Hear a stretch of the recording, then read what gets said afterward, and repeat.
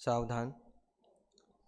नमो अरिहंताणं नमो सिद्धाणं नमो आयरीयाणं नमो वज्रायाणं नमो लोये सव्वसाहुणम्।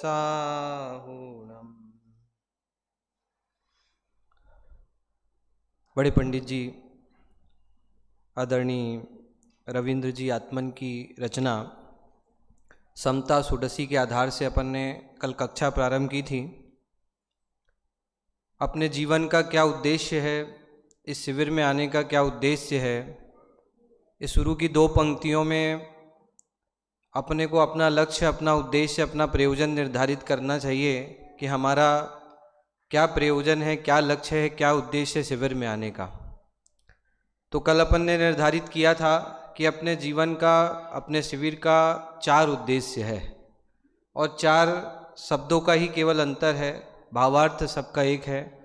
उनको 4 शब्दों में यहाँ पर पंडित जी ने गीत के माध्यम से संजोया है। कौन कौन से 4 उद्देश्यों की अपन ने चर्चा की थी? हाँ, अभी सामूहिक बोल लो। पहला, दूसरा, तीसरा, चौथा आत्मानुभव। समता, सहजता, शांति और आत्मानुभव, यही हमारे जीवन का क्या है? उद्देश्य है। इस शिविर में आने का भी हमारा क्या है? उद्देश्य। हमको शांति चाहिए, सहजता चाहिए, हमारे जीवन में आनंद कैसे आए, हमारे जीवन में समता कैसे आए, यही हमारे जीवन का एकमात्र क्या है? प्रयोजन। फिर दूसरी चर्चा अपन ने कल प्रारंभ की थी कि इस पूरे 16 पदों के माध्यम से पंडित जी साहब ने शांति का उपाय भी बतलाया, सहजता समता का उपाय भी बतलाया और अशांति का कारण भी बतलाया। वास्तव में तो वस्तु स्वरूप की तरफ से विचार किया जाए तो कहीं पर भी अशांति, मेरे अंदर में कोई अशांति का कोई कारण है ही नहीं। केवल ये अशांत क्यों होता है, असहज क्यों होता है, तो उसके लिए आचार्य भगवंतों ने जो कारण बतलाए हैं उसको भी यहाँ पर पंडित जी साहब ने समझाने का प्रयास किया है। उसमें से अपन ने 5 कारणों की कल चर्चा की थी। कितने कारणों की चर्चा की थी? 5। कौन कौन से 5 कारणों की चर्चा की थी? हाँ, एक मिनट, अभी ये थोड़ा प्रश्न सामूहिक है, व्यक्तिगत उत्तर व्यक्तिगत चाहूँगा। बताइए, कौन बताएगा?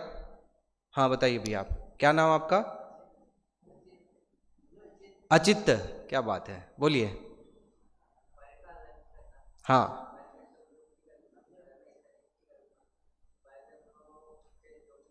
दोष देखना, हाँ, अपने अनुसार परिवर्तन करने की भावना। तो ये 5 बातें हैं इधर से। हाँ बताइए।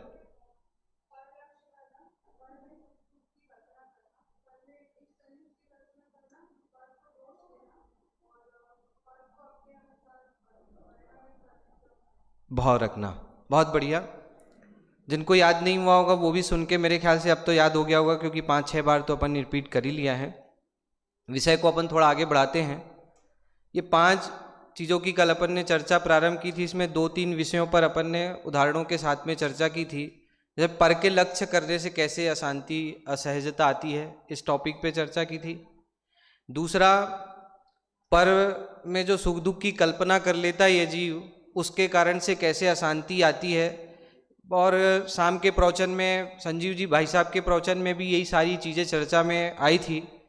ये जितनी भी ये जीव पर का लक्ष्य, पर से सुख दुख की जो कल्पना करता है ना, मतलब पर से कैसे कैसे सुख दुख की कल्पना करता है। जैसे बहुत सारे कल प्रश्न आए थे कि ये खिड़की से, दरवाजों से, है ना, वो होइंग चुइंग क्या लटकता है दरवाजे पे, क्या बोलते हैं उसको, है वैन चाइन, मतलब इन सब चीजों से काय की कल्पना करता है? ये सुख दुख की कल्पना की, ये लटकाऊंगा तो सुखी हो जाऊंगा। लटकाते क्यों है उसको? किसके लिए लटकाते हैं? मेरा प्रश्न है, लटकाते किसके लिए? वो कछुआ क्यों रखते हैं घर पे? अब वो सेंट्रल टेबल के अंदर में कौन सा फ्लावर लगाते हैं? हाँ, लोटस। क्यों लगाते हैं? अरे बोलते जाओ आंसर। सुखी होने के लिए। करते हैं कि नहीं करते?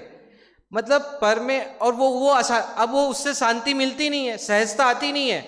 अरे यार ये भी कर लिया, वो भी कर लिया, ये भी कर लिया, फिर भी शांति नहीं हो रही है। अरे शांति का सही उपाय करेगा नहीं जब तक जीवन में शांति आने वाली है नहीं। समझना भैया, मतलब क्या क्या नहीं करता है ये, सुख दुख की कल्पना कैसे कैसे पर पदार्थों में करके बैठा हुआ, इसलिए अशांत बना हुआ है। आप कितने ही उदाहरण ले लो, खिड़की बदल देता है, कल सारे उदाहरणों की चर्चा हुई ना, दरवाजे बदल देता है, अनेक प्रकार के विकल्प करता है, लेकिन फिर भी जीवन में शांति आती नहीं है। आचार्य भगवान कहते हैं भैया वास्तु शास्त्र समझने की जरूरत नहीं है, वस्तु स्वरूप समझेगा तो जीवन में शांति आएगी, वस्तु स्वरूप समझे बिना जीवन में शांति आने वाली नहीं है। समझना, इसलिए ये जो दूसरा चैप्टर चला था, अरे मतलब जड़ पदार्थ से, पुद्गल पदार्थ से अपने सुख दुख की कल्पना करता है। बोलो आप, एक जड़ में ताकत है कि आपकी किस्मत बदल दे? मेरा प्रश्न ये है आप लोगों से, जड़ में ताकत है कि आपकी किस्मत को बदल सकता है? बोलो आप, एक पुद्गल के अंदर में ताकत है कि आपकी किस्मत बदल सकता है? एक काले धागे में ताकत है कि आपकी किस्मत बदल सकता है? लाल धागे में ताकत है कि आपकी किस्मत बदल सकता है? लोग काला धागा पहन लेते हैं पैर में, किस्मत बदल जाएगी? विचार करो आप। हाँ, अरे ये तो हम लोग ज्वेलरी का काम है ना, तो रत्न लेने भी लोग आते हैं, तो ये जीव उन जड़ रत्नों से भी अपने सुख दुख की कल्पना करता है। बोलो अब आप, किनसे? जड़ रत्न से भी काय की कल्पना करता है? सुख दुख की कल्पना करता है, और शांत बना रहता है, फिर भी जीवन में शांति आती नहीं। अरे आएगी कैसे? आ ही नहीं सकती, क्योंकि मार्ग ही विपरीत है, तो इससे कभी जीवन में शांति आने वाली है ही नहीं। समझना भैया। अब ये तो उदाहरण के रूप में दो चार चीजें अभी अपन ले सकते हैं, बाकी लगा लेना सब आप अपने अपने अनुसार, ठीक है। तो ये दो चीजों की चर्चा अपन ने कर दी, पर के लक्ष्य से, पर में सुख दुख की कल्पना करने से, और पर में दोष देखने से जो है इस जीव को अशांति असहजता आती। दो बिंदु अपने बच गए थे, उसकी संक्षिप्त में अपन चर्चा करते हैं। कौन से दो बिंदु बच गए थे अपने? पर में इष्ट अनिष्ट की कल्पना, और दूसरा पर को अपने अनुसार परिणमित कराने का जो भाव है, ये अपनी असहजता और अशांति का क्या बनता है? कारण बनता है। तो पर में इष्ट अनिष्ट की कल्पना मतलब क्या? देखो पंडित टोडरमल जी ने भी, अरे पंडित टोडरमल जी की बात छोड़ो, अभी यहाँ पर बाल बोध भाग दो आप सबने पढ़ा है कि नहीं पढ़ा है? अच्छा, किस किस ने पढ़ा है? अच्छा ये हाथ खड़े करो। बहुत सारे लोग ऐसे हैं, मुझे पता है कि जो पहली बार शिविर में आए हैं, लेकिन कुछ लोग हैं जो पाठशालाओं में बाल बोध भाग 2 भी पढ़े होंगे। वहां एक प्रश्न खड़ा किया है कसाय वाले पाठ में। क्या प्रश्न खड़ा किया है? कसाय क्यों उत्पन्न होती है और कैसे मिटे। मैं इसलिए एकदम बिल्कुल सरल उदाहरण से आपको समझाना चाहता हूं ताकि आपको ख्याल में आए, क्लिक आए, जिन्होंने पढ़ा है। क्योंकि मोक्ष मार्ग प्रकाशक सबने पढ़ा हो ये जरूरी नहीं, पर बाल बोध बहुत सारे लोगों ने पढ़ा है। तो बाल बोध में कसाय वाले पाठ में प्रश्न है। क्या प्रश्न है? कि कसाय क्यों उत्पन्न होती है और कैसे मिटे। आंसर क्या है? जिसने पढ़ा है वो जवाब दे। अभी अभी प्रशिक्षण किया है प्रज्ञा भाभी आपने, है ना, इसलिए आपको तो ध्यान में ही है कि कसाय क्यों उत्पन्न होती है और कैसे मिटे। हो गया आंसर पूरा? इतना आंसर अगर आपने लिखा होगा प्रशिक्षण की पेपर में तो नंबर आधे मिले होंगे। हाँ,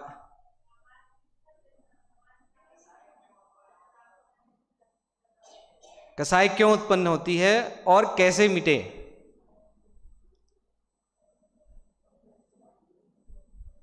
ये तो क्या है, रिवीजन भी हो रहा है साथ में। हाँ बोलिए।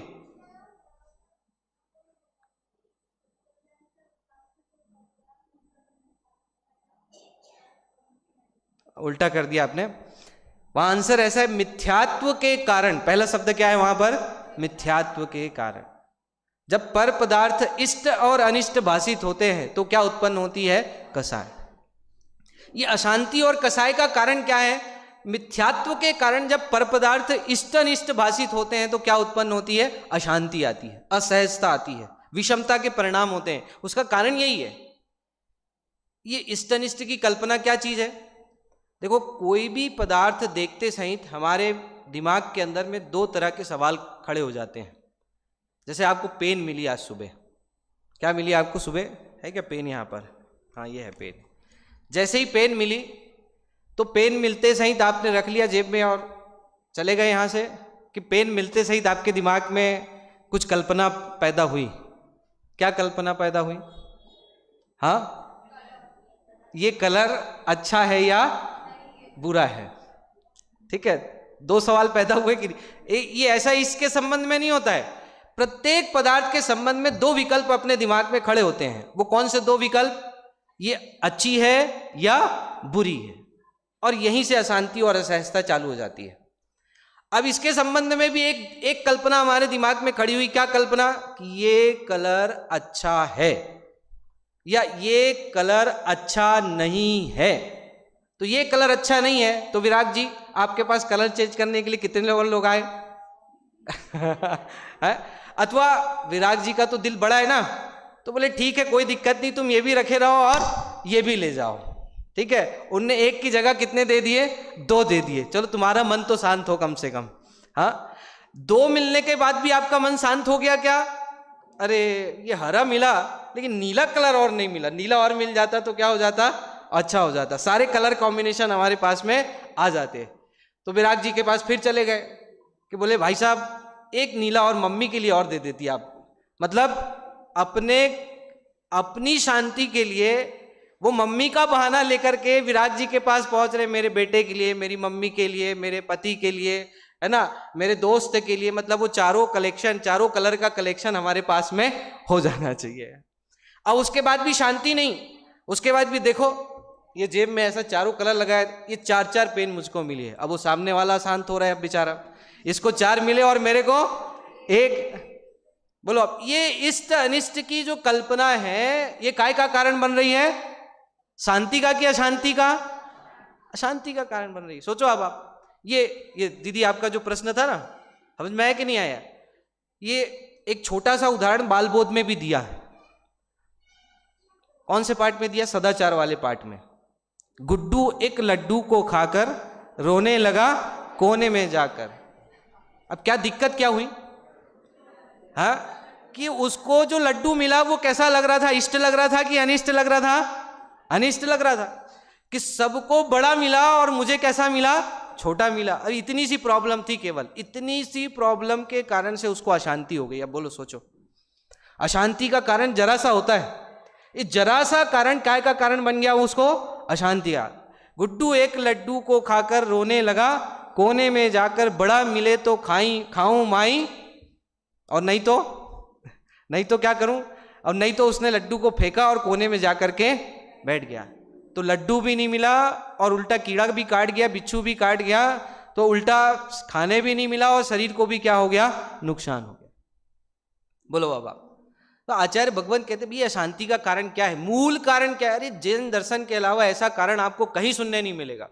सारी दुनिया पर कोई दोष डालती बैठी हुई है। जैन दर्शन एक ऐसा दर्शन है जो ये कहता है कि आपके अंदर की कल्पना ही आपके अशांति का कारण है, असहजता का कारण है, दूसरा और कोई अन्य कारण नहीं है। ठीक है, ये लास्ट में अपन प्रश्न देखेंगे। ठीक है, अभी जो विषय चल रहा है अपन उसको फ्लो में चलाते हैं।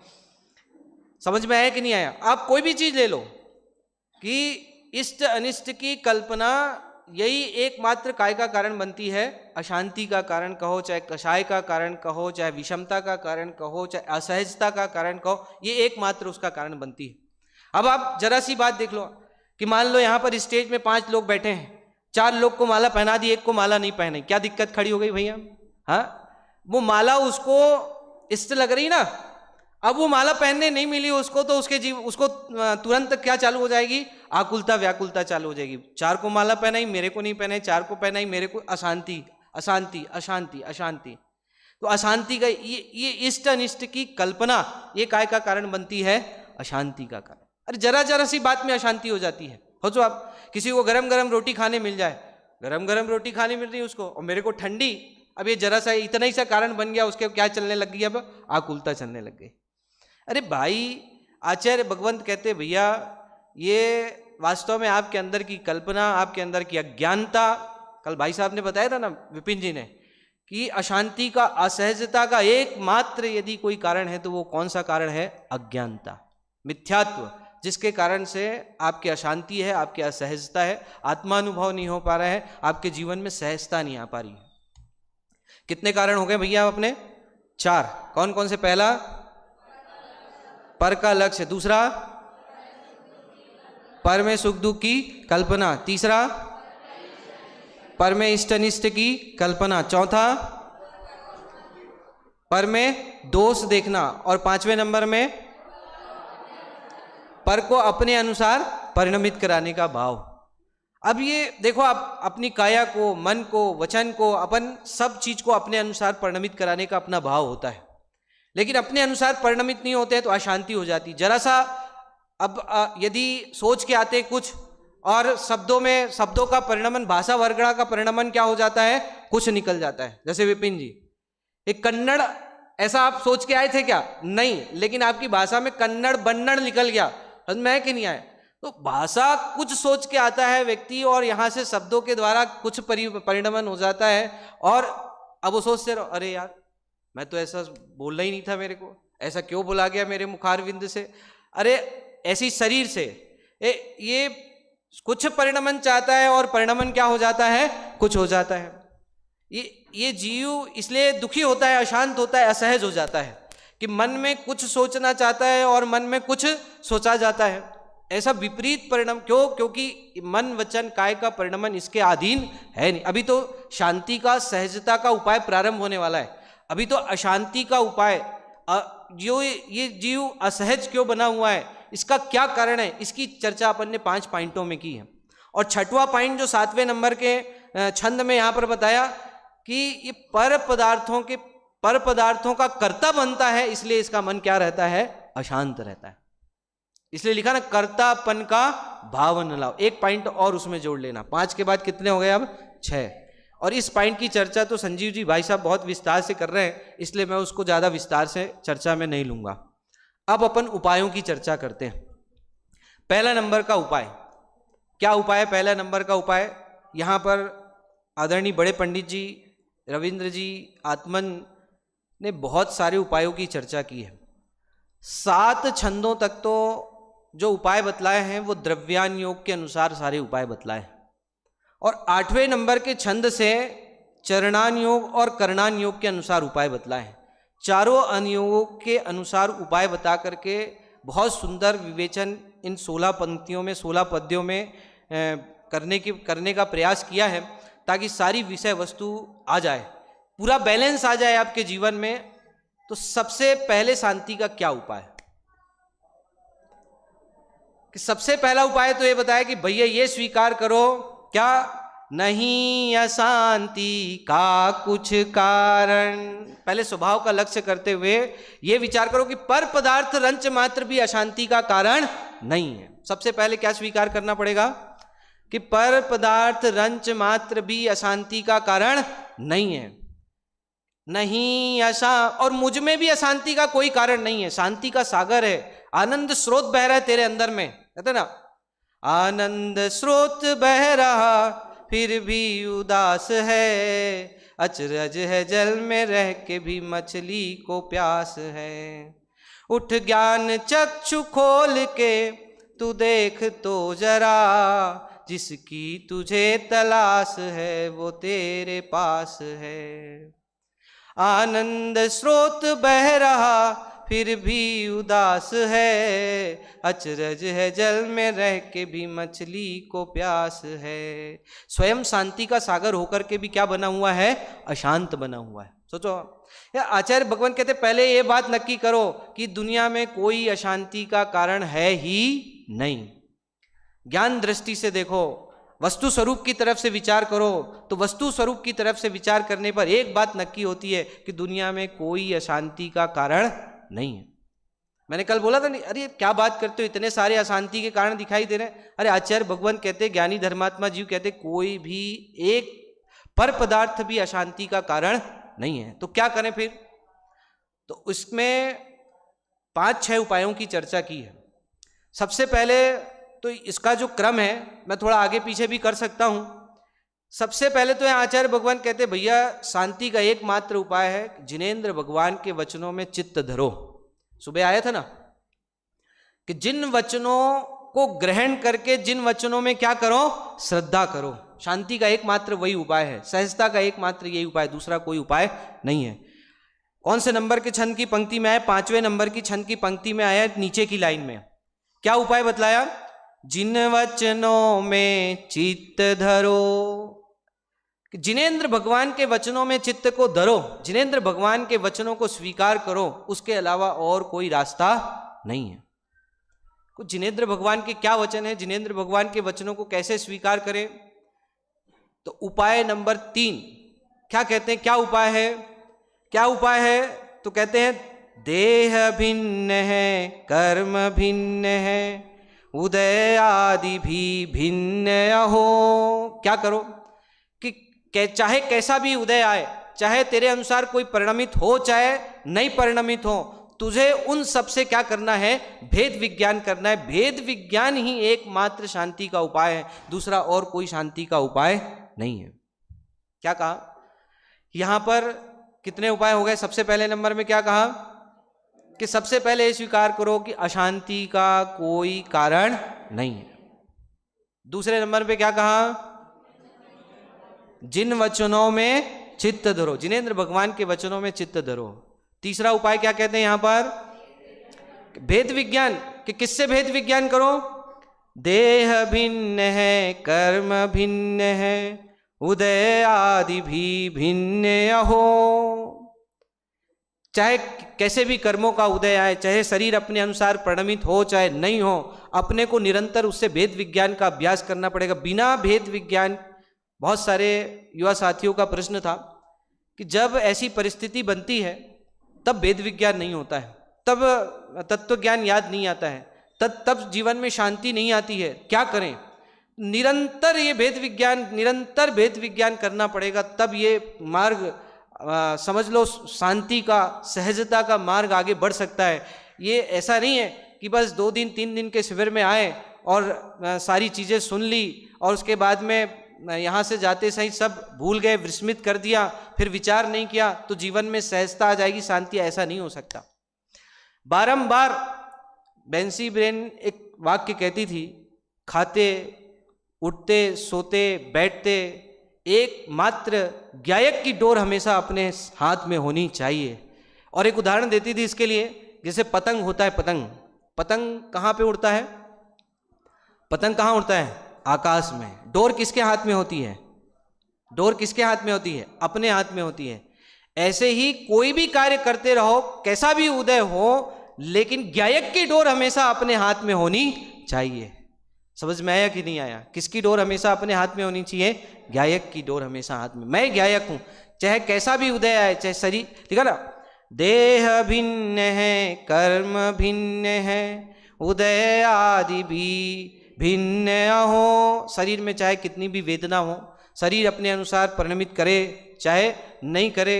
अब कितने सारे विकल्प होते हैं। अरे क्या बताएं, किडनी फेल हो गई, बुखार आ गया, हम शरीर में कमजोरी आ रही है, आंखों की रोशनी चले गई, कान से सुनाई नहीं दे रहा है। क्या करें? क्या उपाय है? बोलो आप, क्या उपाय है?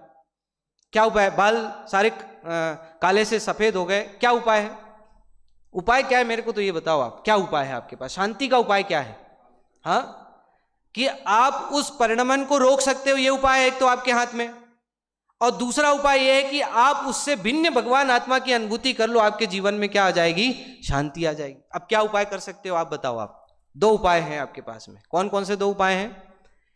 एक तो आपका शरीर जैसा परिणमन कर रहा है कि आंखों की रोशनी जा रही है, बाल काले से सफेद हो गए, सफेद से काले हो गए, किडनी फेल हो गई, अनेक प्रकार के शरीर के परिणमन है, खून की कमी हो गई। अब क्या कर सकते हो आप? मेरा प्रश्न तो ये है कि या तो आप उसका परिणमन सुधार लो, कि आप उसका परिणमन अपने अनुरूप कर सकते हो, अपने अनुसार कर सकते हो। क्या कर सकते हो आप? बोलो क्या कर सकते हो? हाँ, है बस जो चीज आपके हाथ में है। कि क्या आपके हाथ में है? देह भिन्न है, कर्म भिन्न है। कि उस देह की तरफ से बारंबार दृष्टि हटाने का प्रयास करो, आपके जीवन में शांति आए बिना नहीं रहेगी। और ये ऐसा 1-2 दिन के प्रयास से नहीं होगा ये काम, समझना आप। अरे यहां तो गजकुमार मुनिराज के सिर पर सिगड़ी जल रही है, हाँ, सिगड़ी उठा के फेंक देनी चाहिए उनको। फेंक दी उनने सिगड़ी उठा करके, क्या किया? मेरा प्रश्न है, क्या किया? हाँ, क्या किया? अरे उस सिगड़ी उस शरीर से भिन्न भगवान आत्मा के में डूब गए और तुरंत केवल ज्ञान की प्राप्ति करके अनंत चतुष्टय प्रकट कर लिया। बोलो मार्ग कैसा है? मार्ग ऐसा है, अद्भुत मार्ग है ये। बोलो आप क्या उपाय? चाहते सिगड़ी फेंक देते, अरे जल रही है धू धू, शरीर जल रहा है। अरे क्या आचार्य भगवंत ज्ञानी धर्मात्माओं का जीवन कि सिगड़ी जल रही है, कि सिगड़ी और उस शरीर के बीच में अन्योन्या भाव है और उस शरीर और आत्मा के बीच में अत्यंता भाव है। इसका विचार करते हुए दोनों से भिन्न ज्ञायक भगवान आत्मा की अनुभूति करते हुए अनंत चतुष्टय की प्राप्ति कर ली। बोलो आप। गज कुमार मुनिराज कहां से मोक्ष गए पता है आपको? हाँ, जो गजपंथा के पास में है उन्होंने तो आंसर दे दिया है ना। आप लोग को, बहुत सारे लोगों को नहीं पता होगा, इसलिए मैंने बता दिया कि गजपंथा से मोक्ष गया, इसलिए उस तीर्थ का नाम क्या पड़ गया? गजपंथा तीर्थ। 5 पांडव गरम गरम कड़े पहना दिए गए। क्या किया उन्होंने? कड़े खोल के भाग जाना चाहिए था। हाँ, अरे ये तो चलो ठीक है, मुनिराज के जीवन की बात है। गृहस्थ जीवन में यदि अपन विचार करें, अब वो सीता कलंक लगा करके जंगल में भेज दिया, कृतांतवक्र सेनापति के साथ में, जाओ जंगल में छोड़ दो। अब वो जंगल में छोड़ दिया, तो अब वो जंगल में जब छोड़ा सीता को, तो कृतांतवक्र सेनापति से कहती मैं देख लूंगी रामचंद्र जी को, ऐसा बोला उन्होंने। हाँ, मुकदमा चलाऊंगी, कोर्ट करूंगी, मैं ऐसा बोला उन्होंने। क्या बोला उन्होंने? हाँ, क्या बोला उन्होंने? मुझे छोड़ दिया तो कोई बात नहीं, पर सच्चे जैन धर्म को छोड़ना नहीं। काय का प्रभाव है, काय का बल है, काय का बल है? अरे भाई, देह उदय, देह भिन्न, उदय से भिन्न, देह से भिन्न ज्ञायक भगवान आत्मा की अनुभूति जिसको होती है, उसका जीवन भी वैसा अद्भुत हो जाता है, सहज हो जाता है, शांत हो जाता है। ये इसका उदाहरण है। समझ में आया कि नहीं आया? बोलो। काय का भेद विज्ञान करने की प्रेरणा दे रहे हैं यहां पर शांति के लिए। शांति का उपाय यही है। बोलो आप। शांति का उपाय तुस मास भिन्नम। शांति हो गई 1 मिनट के अंदर में। क्या कहा? तुस मास भिन्नम। छिलका अलग है, उड़द की दाल होती है कि उसमें छिलका अलग है, मूंग की दाल, चाहे उड़द की दाल कह लो, चाहे मटर का दाना कह लो, कि मटर का दाना अलग है और छिलका अलग है। इतना भेद विज्ञान होते ही जीवन में क्या आ जाती है? शांति आ जाती है। राजमार्ग तो यही है, भेद विज्ञानता सिद्धा, सिद्धा ये किल केचिना। आज तक जितने भी सिद्ध हुए हैं वो सब काय के बल से हुए हैं? भेद विज्ञान के बल से हुए। उपाय यही है, दूसरा कोई उपाय नहीं है। क्या लोग कहते क्या पढ़ें साहब, क्या करें, याद नहीं होता। अरे एक काम तो आप कर सकते हो प्रति समय, एकदम सरल से सरल काम। कौन सा काम कर सकते हो आप? कौन सा काम कर सकते हो आप? पीछे तक आवाज आनी चाहिए। क्या काम कर सकते हो आप? भेद विज्ञान तो आप कर ही सकते हो। बोलो अब आप।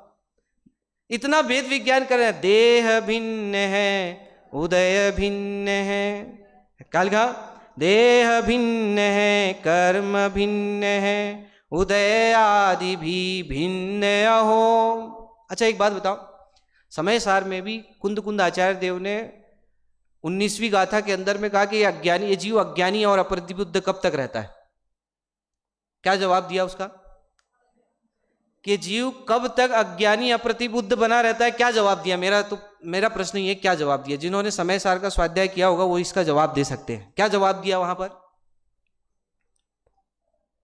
कि ये जीव जब तक द्रव्य कर्म, भाव कर्म और नौ कर्म से एकत्व मत का परिणाम रखता है, जब तक ये जीव क्या रहता है? बना रहता है अज्ञानी और अप्रतिबुद्ध बना रहता है।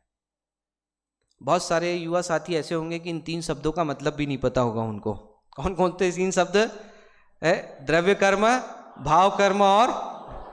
अच्छा, किसको किसको नहीं पता है वो हाथ खड़े करो, जिसको जिसको नहीं पता है। बाकी सबको पता है? मैं पूछ सकता हूं बाकी लोगों से, मतलब हाँ भैया आपको पता है? तो आप तो हाथ नहीं खड़े किए। हाँ अच्छा भैया आपको पता है? आपको नहीं नहीं, आपके पीछे। हाँ हाँ बताओ भैया। हाँ, तीनों का मतलब बताओ मेरे को, क्या है?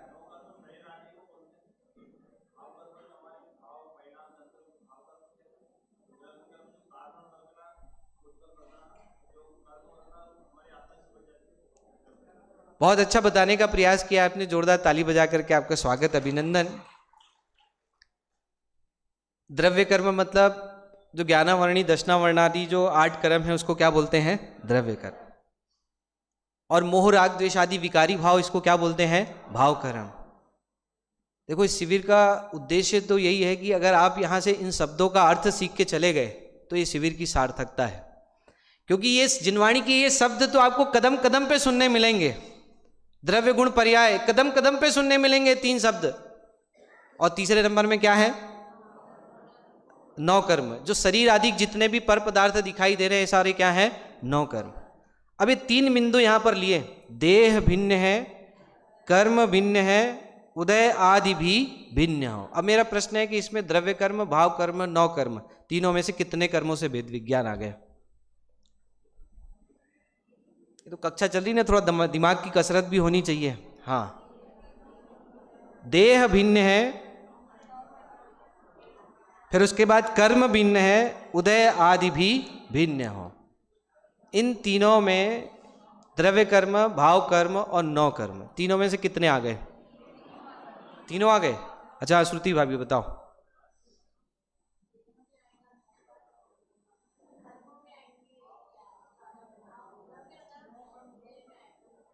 अच्छा ठीक है, ये इन्होंने कहा कि देह भिन्न है में क्या आ गया? 9 कर्म। दूसरे नंबर में कर्म भिन्न है में क्या आ गया? द्रव्य कर्म। और उदय भिन्न है में क्या आ गया? उदय में भाव कर्म आ गया। तो है उल्टा हो गया।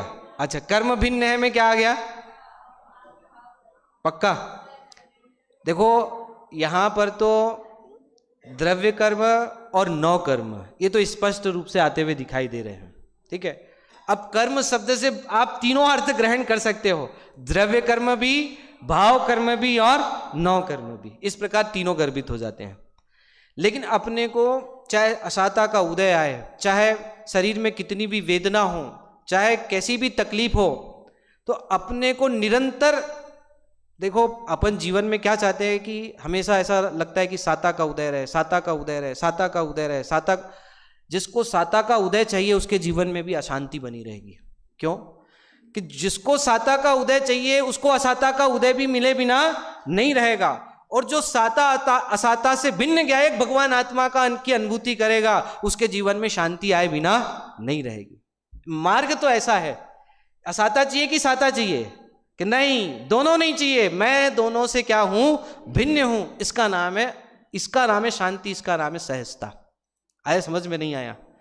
क्या अद्भुत मार्ग है, मतलब क्या गजब का मार्ग है। जिन शासन का ऐसा मार्ग, अद्भुत मार्ग अन्य दर्शन में कहीं सुनने समझने मिल ही नहीं सकता। अभी तो अपन 2 दिन से चर्चा सुनी रहे हैं, ईश्वर इस विश्व का, इस जगत का कर्ता नहीं है, और उसके अंतर्गत बहुत सारी बातें आई। कितना स्वाधीनता का मार्ग है अपने जिन दर्शन में, कितनी स्वतंत्रता का मार्ग है अपने जिन शासन के अंदर में।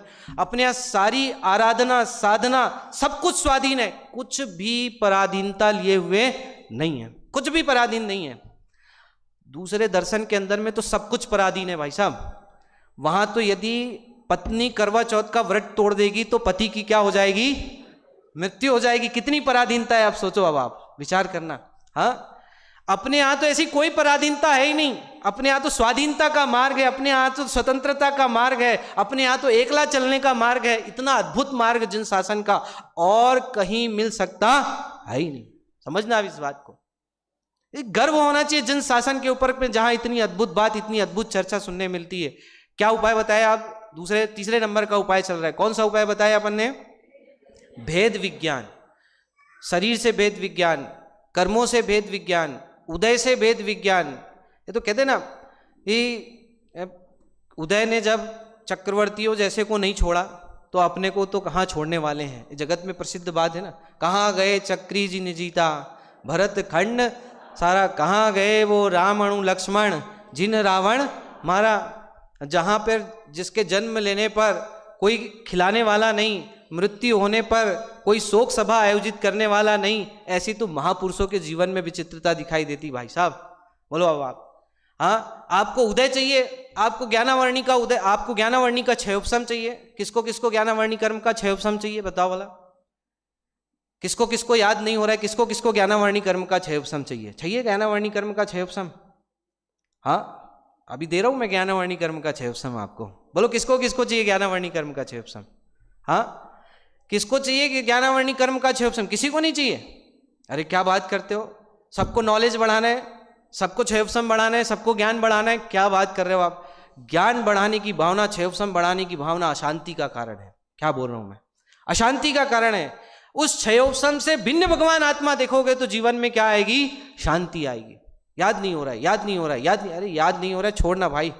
मैं आचार्य भगवंत कहते हैं कि उस क्षयोपम से ज्ञानावर्णी से भिन्न ज्ञायक भगवान आत्मा देखेगा तो तेरे जीवन में शांति आएगी, दूसरा कोई मार्ग है ही नहीं। समझ लो आप, कोई मार्ग नहीं है दूसरा। चर्चा तो ऐसी है कि इस चर्चा को जितना करो उतना आनंद आता है। आगे अपन बढ़ाते हैं थोड़ी चर्चा को। ये बात समझ में आ गई। पॉइंट नंबर 3, चौथा नंबर का पॉइंट। चौथा नंबर का पॉइंट क्या है? चौथे नंबर का पॉइंट ये है कि अब देखो भाई, भेद विज्ञान भी बिना तत्व ज्ञान के अभ्यास के नहीं हो सकता। किसके नहीं हो सकता? बिना तत्व अभ्यास के भेद विज्ञान हो सकता नहीं है। तो कैसा तत्व का अभ्यास करें जिससे भेद विज्ञान हो और हमारे जीवन में शांति आए? तो कैसा भेद विज्ञान करें, कैसा तत्व ज्ञान का अभ्यास करें? तो उसके लिए भी यहाँ पंडित जी साहब ने 3-4 विषयों को प्रतिपादित किया है कि जिसका निरंतर चिंतन करने से आपके जीवन में सहजता और शांति आ सकती है। कितने पॉइंट हो गए अभी? 3 हो गए कि नहीं? चौथा पॉइंट, नहीं आधीन है कोई तेरे, सब स्वाधीन परिणमित हो। अरे क्या गजब की पंक्ति है, आप विचार करो। आप रामबाण है, रामबाण क्या कहते, जैसे कहते ना कि कुछ समझ नहीं आ रहा हो तो समझ में आए कि रामबाण औषधि। ये जैसे कहते ना कि यदि कुछ समझ में नहीं आ रहा हो तो घर में उकाली बना करके पी लो, रामबाण औषधि है ये, ठीक है, सर्दी खांसी बुखार सब ठीक हो जाएगा। वैसे ही कहते हैं रामबाण औषधि है ये तत्व ज्ञान, ये अभ्यास यदि जीवन में आ गया। कौन सा अभ्यास? फिर से पंक्ति आप सब एक साथ दोहराएंगे। पंक्ति दोहराइए सब एक साथ। आप लोग के पास किताब है, आप लोग के पास में फोटोकॉपी भी है, सामने प्रोजेक्टर में भी। फिर से सब सारे लोग एक साथ दोहराएंगे।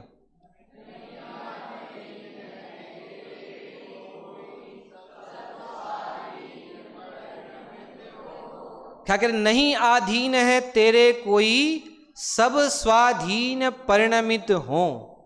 ये अभ्यास यदि जीवन में आ गया ना आपके, तो आपके जीवन में शांति आए बिना नहीं रहेगी। नहीं आधीन है तेरे कोई। क्या करे? अशांति कैसे आती है?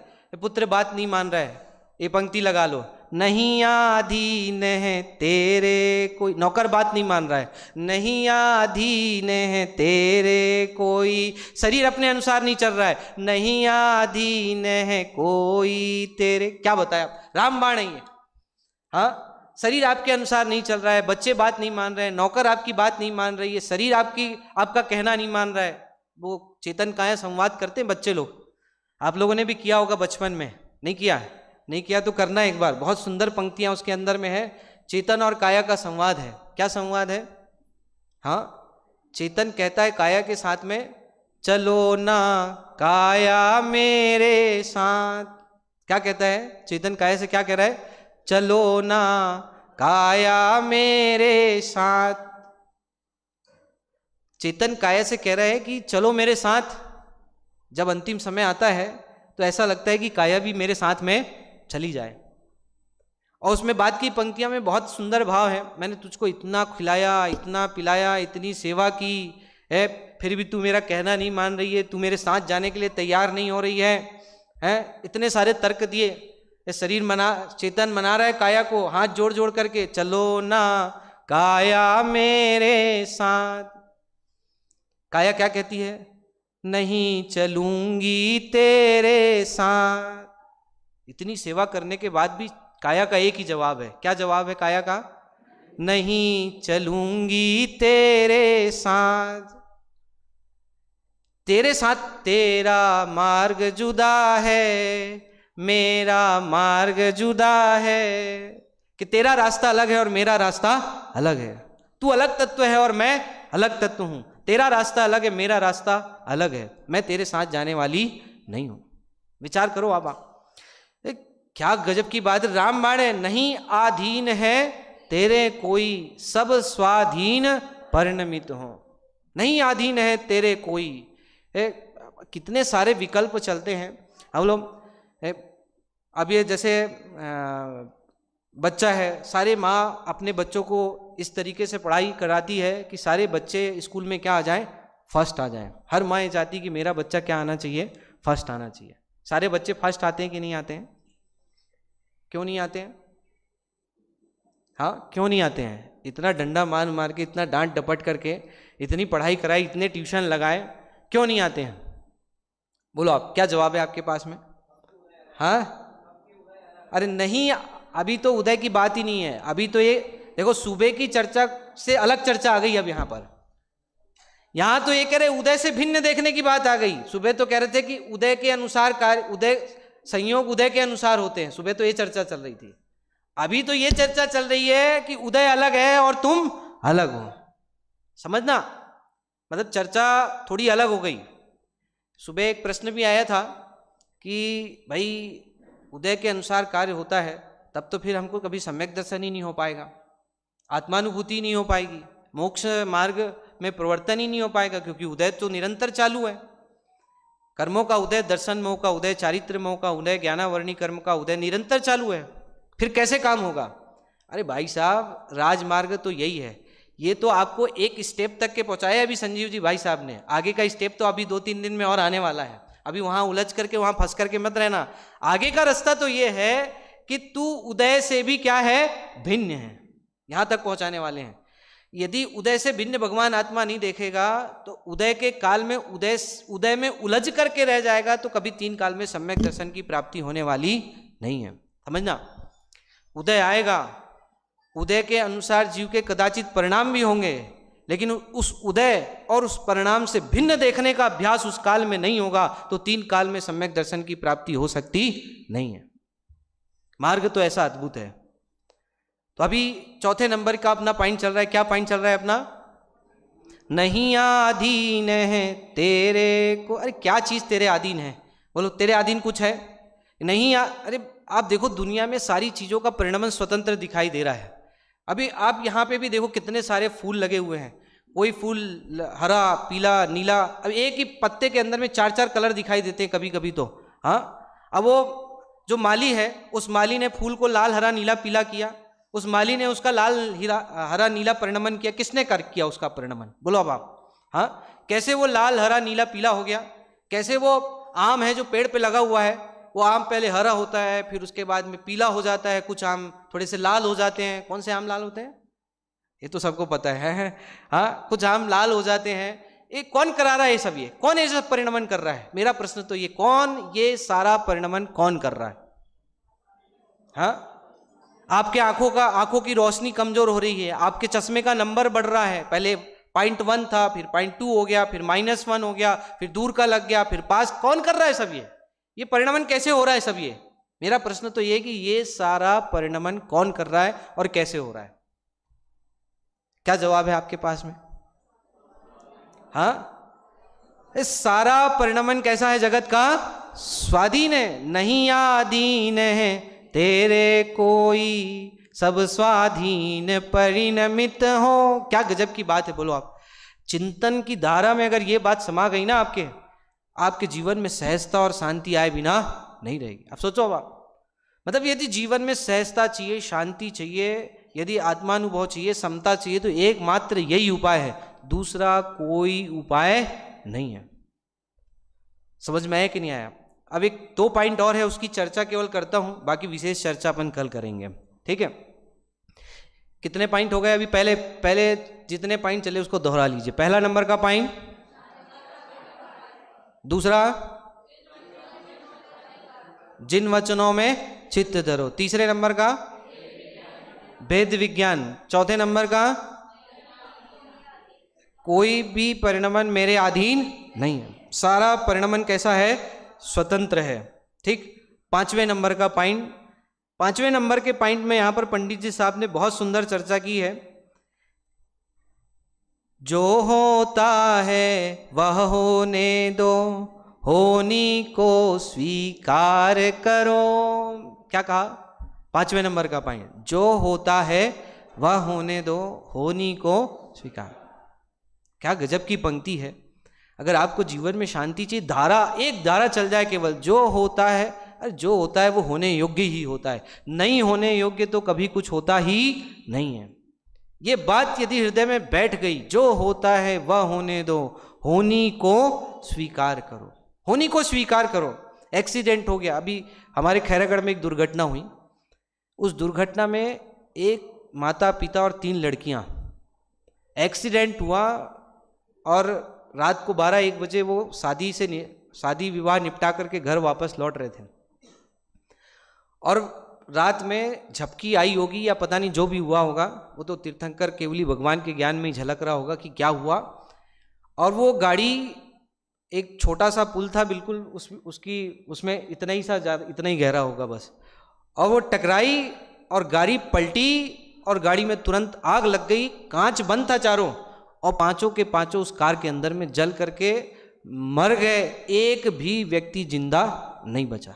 अब सोचो आप, जिंदा जल गए कार के अंदर में, कांच भी फोड़ दी, लेकिन दरवाजा नहीं खोल पाए, दरवाजा खोल करके बाहर निकल नहीं पाए। लोग 2-4 उनको जलते हुए देख भी लिए और वहां पर बचाने की भी कोशिश की, लेकिन आग इतनी तेज लगी हुई थी, एक भी व्यक्ति कांच का दरवाजा खोल करके बाहर निकल करके बच नहीं पाया। 5 के 5 जल करके मर गए।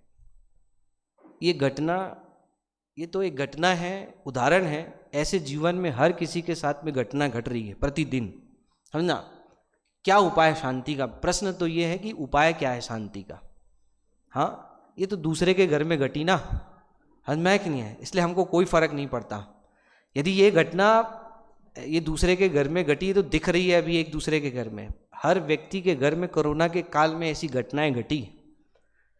उपाय क्या है शांति का? माथा फोड़ लें, सिर फोड़ लें, सिर पटक लें, रोते रहें? क्या उपाय है? बोलो आप, क्या उपाय है? जो होता है वह होने दो, होनी को स्वीकार करो। जवान बेटा मर गया, क्या उपाय है? हाँ, घर जल रहा है धू धू करके, क्या उपाय है शांति का? हाँ, भूकंप आ गया, सब जमीन में समा गए, क्या उपाय है शांति का? अरे एकमात्र उपाय शांति का यदि कोई है तो यही मंत्र है। कौन सा मंत्र है? जो होता है वह होने दो, होनी को स्वीकार करो।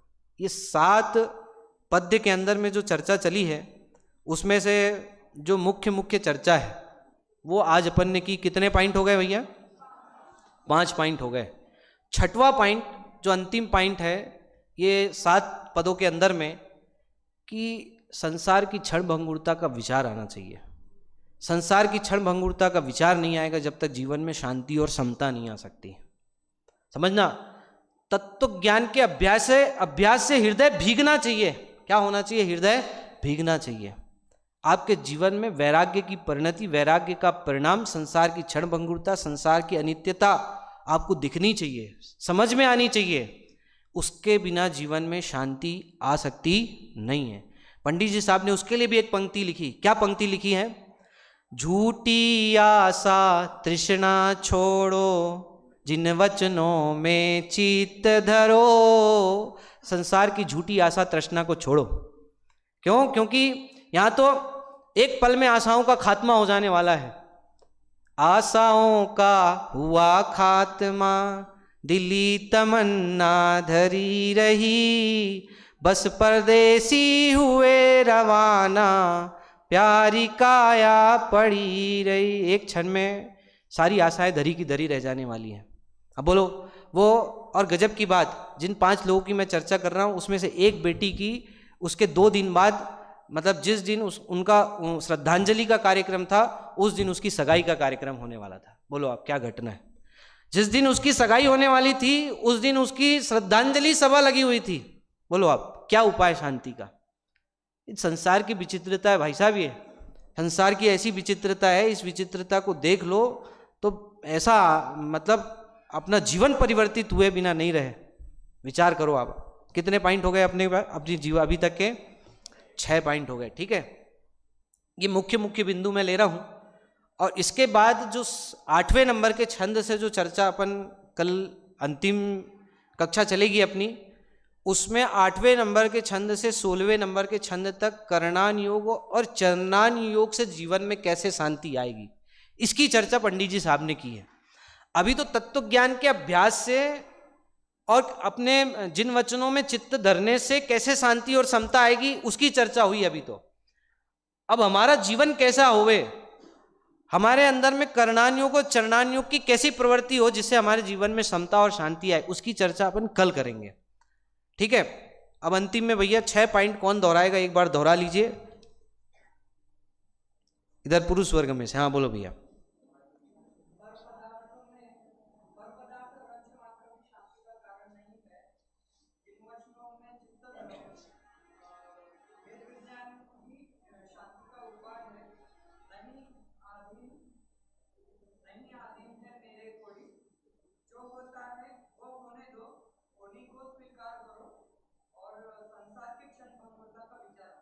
बहुत अच्छा, जोरदार ताली बजा करके स्वागत, अभिनंदन।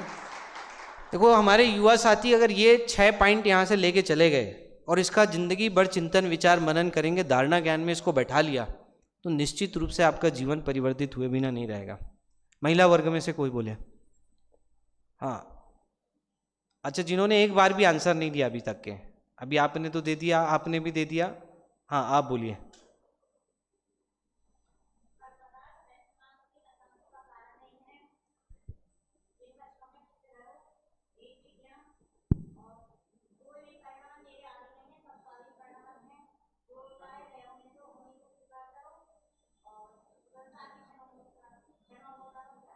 बहुत बढ़िया, जोरदार ताली बजा करके स्वागत, अभिनंदन। इन सब बातों को अपन निरंतर चिंतन करें, विचार करें, इसी मंगल भावना के साथ।